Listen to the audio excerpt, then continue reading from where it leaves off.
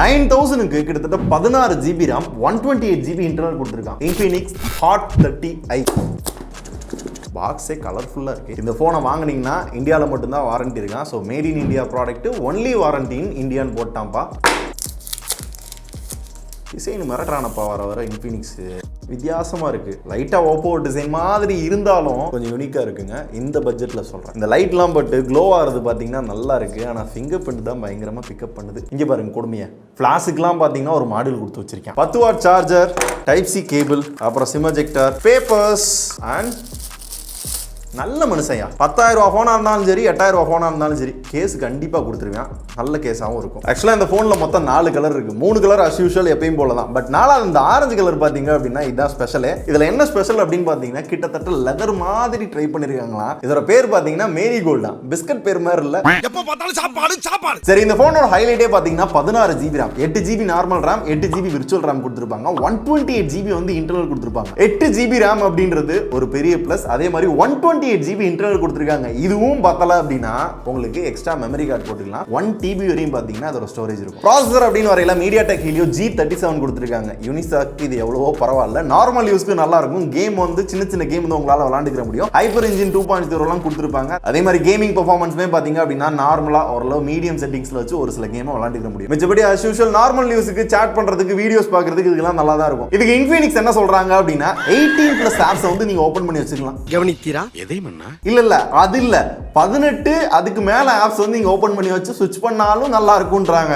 எப்படி சிக்கிரிக்கம் பாத்தியாப்பா. பட் G37க்கு எதுக்கு 8 GB RAM தான் தெரியல. இருந்தாலும் இந்த பட்ஜெட்ல இதுதான் ஹை ஸ்டோரேஜ் இருக்கிற ஃபோன். ஸோ அது ஒரு பெரிய பிளஸ். கேமரா பார்த்தோம்னா 50 மெகாபிக்சல் AA கேமரா கொடுத்துருக்காங்க. ஏஐனா என் முன்னாடி வந்து இப்படி கேக்குறதே தப்பு. சோ உள்ள கேமரா ஃபீச்சர்ஸ் பாத்தீங்க அப்படின்னா as usual Infinix போன்ல பாக்குற மாதிரியே இருக்கும். வீடியோ வந்து 1080p 30 fps ல எடுத்துக்கலாம். ஏஐ கேமரா கொடுத்திருக்காங்க. பியூட்டி மோட் இருக்கு, போர்ட்ரேட் மோட் இருக்கு, ஏஆர் ஷாட் இருக்கு, டைம் லாப்ஸ், வைடர் செல்ஃபி, இந்த மாதிரி as usual இதே தான். கேமரா சாம்பிள்ஸ் பாருங்க, ஓரளவு ஓகேவா தான் இருக்கு. நைட்லாம் பாத்தீங்க அப்படின்னா கொஞ்சம் ஸ்மஜ்ஜஸா இருக்கிற மாதிரி தான் இருக்கு. ஆக்சுவலா செல்ஃபி வந்து வெறும் 5 மெகாபிக்சல் தான். அதுக்கேத்தாப்புல தான் கிளாரிட்டி இருக்கு. இந்த செல்ஃபிஸை பாக்குறப்போ உங்களுக்கு தெரியும். செல்ஃபில ஒரே அட்வான்டேஜ் என்ன அப்படின்னா லைட்டே இல்லாத இடத்துல கூட ஒரு செல்ஃபி எடுக்கணும் அப்படின்னா ஃப்ரண்ட்ல ஃபிளாஷ் இருக்கும். அண்ட் இந்த ஃபிளாஷை உங்களால 360 வந்து யூஸ் பண்ணிக்க முடியும், ஃப்ரண்ட் பேக். இது மாதிரி இந்த OS குள்ள போய் பாத்தீங்க அப்படின்னா social turbo, gaming mode, explore, video assistant, kids mode, அது இது நிறைய ஃபீச்சர்ஸ் வந்து கொடுத்துருப்பாங்க. OS பொறுத்தவரை XOS 12 மேல Android 12 கொடுத்துருக்காங்க. இந்த OS பத்தி பல தடவை நம்ம பேசியாச்சு. ஸோ ஓரளவு ஓகே, ஸ்மூத்தராக தான் இருக்கு. இந்த பர்ஃபார்மன்ஸ்க்கு ஏத்தாப்புல ஓரளவு நல்லா தான் இருக்கு. இப்போ ஃபர்ஸ்ட் இம்ப்ரெஷன்ல பெருசா எந்த பஞ்சாயத்தும் இல்லை. ஆனா அப்டேட்டை பத்தி மட்டும் எப்பயும் போல எதுவும் சொல்லல. 5000 mAh பேட்டரி இருக்கு. டைப் சில சார்ஜ் பண்ணிக்கலாம்னு Infinix சொல்றாங்க. சரி, எவ்வளவு ஃபாஸ்டா சார்ஜ் பண்ணலாம் அப்படின்னு கேட்டதுக்கு 10 வாட்ஸ்ல பண்ணிக்கலாமா அந்த சார்ஜர் பாக்ஸ்ல இருக்கு. அட்லீஸ்ட் ஒரு 18 வாட் சப்போர்ட் கொடுத்துருந்துருக்கணும். ஏன் சப்போர்ட் கூட கொடுக்கல அப்படின்றத எனக்கு தெரியல. பட் பேட்டரி வந்து இந்த SOCக்கு பேசிக் யூஸ்ல தாராளமா ஒரு 1.5 நாள் வரணும். இந்த பட்ஜெட்ல மோஸ்ட்லி ஒரு பேசிக் யூஸ் தான் வாங்குவாங்க. அவங்களுக்குலாம் ஒரு 1.5 நாள் பேட்டரி வரதுக்கான வாய்ப்பு இருக்கு. டிஸ்ப்ளே வந்து 6.6 இன்ச்ல LCD display, 90 Hz refreshing rate இருக்கு. பட் HD+ ரெசல்யூஷன் தான். டிஸ்ப்ளே பார்க்க நல்லா இருக்கு, ஓரளவு நல்ல பிரைட்டா தான் இருக்கு.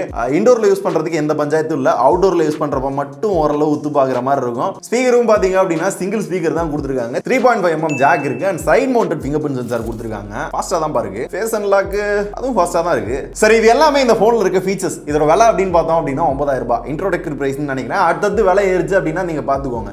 9000 ரூபாய்க்கு இந்த போனை யாரு வாங்கலாம், யாருக்கு செட் ஆகும் அப்படின்னு கேட்டீங்கன்னா இதே பட்ஜெட்ல போகோ C55 இருக்கு, ரெட்மி 10A இருக்கு, 10 இருக்கு, C55 இருக்கு. இந்த மாதிரி நிறைய போன்ஸ் இருக்கு. மோட்டோல கூட G22 கூட ஒரு போன் இருக்கு. இந்த எல்லா போனையும் நீங்க கம்பேர் பண்ணீங்க அப்படின்னா இந்த பட்ஜெட்டுக்கு வேற எந்த போன்லயுமே எனக்கு தெரிஞ்சு 8 GB RAM கிடையாது. அதை 16 GB விர்ச்சுவல் ரேமாவும் உங்களால யூஸ் பண்ண முடியாது. 128 GB இன்டர்னல் கூட ஒரு சில போன்ல பாத்துருக்கேன்னு நினைக்கிறேன். அதுவுமே 9000 ரூபாய் பட்ஜெட்ல எனக்கு தெரிஞ்சு பெருசாலாம் கிடையாது. அப்படி பார்க்கையில உங்களுக்கு பெரிய டிஸ்ப்ளே வேணும், ரெஃப்ரெஷிங் ரேட் வேணும், ஸ்டோரேஜ் தான் என்னோட மெயின் ப்ரியாரிட்டி அப்படின்னு நினைக்கிறீங்கன்னா இது ஒரு நல்ல ஆப்ஷன். எனக்கு தெரிஞ்சு வேற ஆப்ஷனே இல்லைன்னு நினைக்கிறேன்.